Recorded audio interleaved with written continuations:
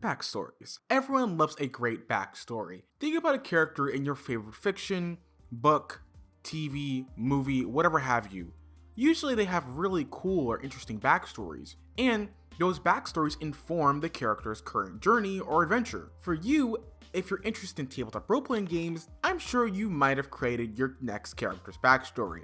And character creation is fun. It's a form of expression where you can play the character you want, explore a topic you want, or just kick butt in whatever system you're playing. Ultimately, character creation and forming a backstory is exciting. However, I know for new and old players and game masters, creating backstories can be somewhat difficult. Maybe you create an elaborate backstory that you want to be seen in your game, but the game master never really allows you to have your backstory shine. Maybe you have no idea where to start with your backstory, or you just don't know where to begin writing. Well, today I'm going to be talking about specifically backstories and how you can create stronger and more impactful backstories in your next D&D or tabletop role-playing game. First, let's talk about a backstory. You know, if you've ever played a TTRPG, you know that one person who writes a detailed backstory?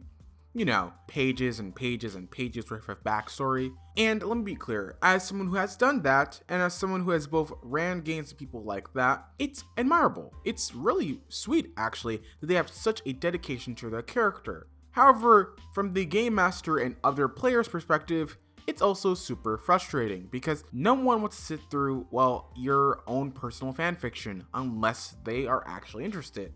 So sometimes players will feel a little bit disheartened when that happens. So I think the first thing we need to talk about is the fact that there is strength in having less. Now, that does not mean that you have a bad player or that you have a bad character. You're entirely human. You are allowed to care about your own PC, and it's how you intertwine your backstory with others that I think matters the most. So when in doubt, I say be detailed but sparse. And how I create my backstories and how I create my characters is in a simple 5W and H structure. What are the 5 W's and H's? Well, this is a literary tool, but we can also use this in, well, creating characters. These 5 W's and H are the who, the what, the where, the when, the why, and finally, the how. So questions that help you create your next character could be, who is your character? What is your character? Where was your character at before the start of the campaign? When is your character starting this? Why is your character doing what they are doing? And how is your character related to the world/vision of the game? Here's an example from a generic fantasy game that I think might be helpful for your next RPG. Starting with who. This character is a noble. What is your character? A strong, kind, and brave human. Where was your character at before the start of the campaign? On the road to the capital city. When is your character starting this? They're in their mid-20s. They have a very innocent way of thinking about the world due to their young age. Why is your character doing what they're doing? They're going on a great pilgrimage of self-discovery from their noble family. How is your character related to the world/vision of the game? The game master is running a world ruled by aristocrats and major issues of classism. Note how all of these questions build a little bit off on the character and are not specific to any one system. You can play a strong and kind-hearted noble who's from a capital city in most fantasy RPGs, whether it's low magic, high magic, whether it's science fantasy, whatever have you. These questions aren't based upon any system. Rather, it's about your own creativity and building up basic bare bones principles for what your character is and is not, and working that in with the GM.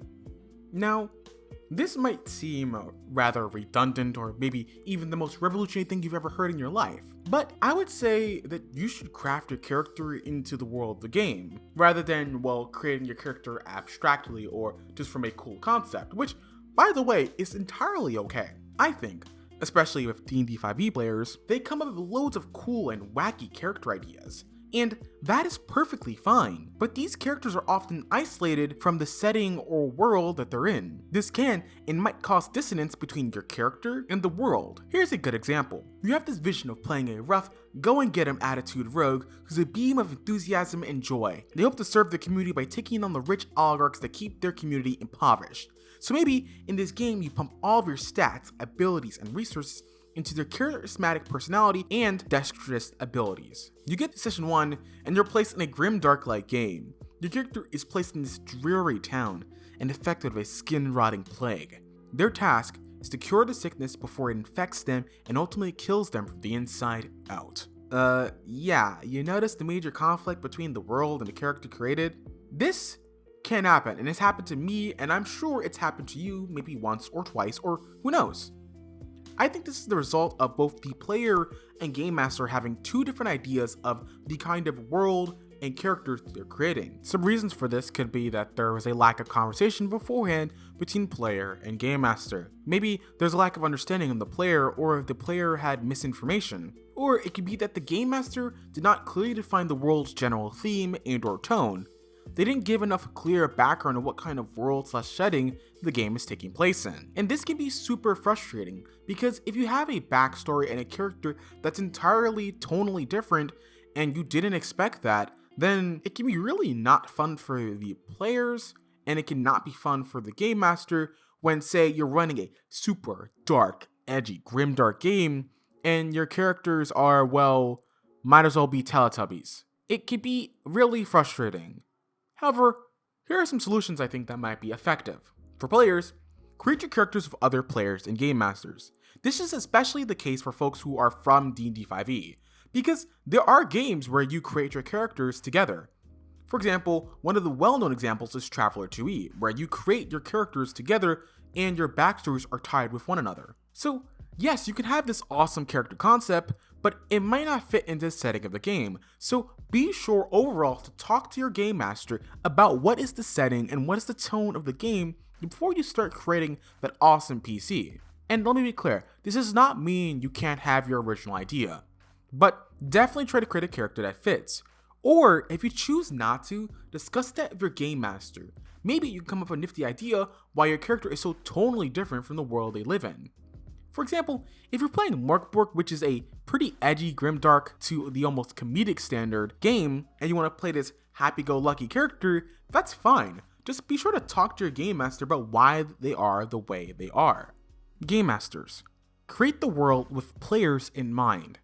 I know you might be wanting to create this awesome, really interesting and well-developed world of loads of lore and backstory, but here's the thing, your players don't really care that much about your lore or your backstory. They care about their characters more. And vice versa, players, your game master probably doesn't care that much, quote unquote, about your own character's backstory. So it's a give and take. For game masters, set the setting and backdrop of the world so that players can create their backstories from the context of the world or around the world's parameters. Also, set boundaries on characters that would fit into the world. This does not mean you shouldn't create whatever setting or world you want, game masters.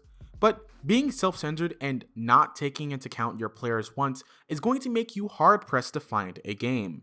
Or find players more specifically. Furthermore, give your players NPC hooks or characters they might relate to, or weapons or armor or class or ideas that they might relate to. For instance, if you're running a Call of Cthulhu game, it's really helpful to have an NPC or an ally to hook the investigators into the next, well, one-shot or plot. Without any of those hooks, then your character just left wandering the world with no idea of where to go next. So, having powerful NPC hooks, whether it's a weapon, armor, character, NPC, or whatever have you, just be sure to have a powerful hook and also to set the setting and backdrop around the players to an extent. So the big takeaway, or the big picture of this entire video, is that a meaningful backstory feels like one that is tied to the story, plot, or development, but is also intertwined to the player's past. A backstory should be what motivates the character to go out on their current journey, quest, or investigation. A backstory is what predates your character, but also defines their current past and maybe some of their quirky personality traits. This backstory should be what motivates your character, but also allows for you to see your gradual change if you're running a campaign. Backstories are the start of your game. What matters is how they inform the present. What do y'all think? Do you think I'm wrong? Do you think a backstory isn't that easy? Is there something I'm missing from the conversation? Let me know. How do you create your backstories for your next D&D or tabletop role-playing character? But you know what I noticed while recording this and also talking about backstories? How important a Session 0 is. A Session 0 is vital to creating a more effective and engaging backstory, because then you can talk about the kind of concepts, topics, and things you do want in your game and you don't. In fact, here's my next video on why you should talk about a Session 0 and the importance of that for creating your next RPG character. And as always, I'm your average everyday queer host, Blurry Disposition. Hope you all have an awesome day. Ciao!